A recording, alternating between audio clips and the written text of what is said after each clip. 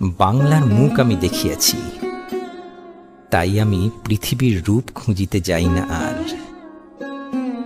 অন্ধকারে জেগে উঠে ডুমুরের গাছে চেয়ে দেখি, ছাতার মতো বড় পাতাটির নিচে বসে আছে ভোরের দোয়েল পাখি।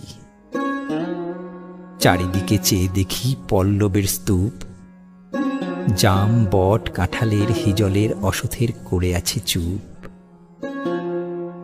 ফণি মনসার ঝোপে সটিবনে তাহাদের ছায়া পড়িয়াছে। মধুকর ডিঙা থেকে না জানি সে কবে চাঁদ চম্পার কাছে। এমনই হিজল বট তমালের নীল ছায়া বাংলার অপরূপ রূপ দেখেছিল।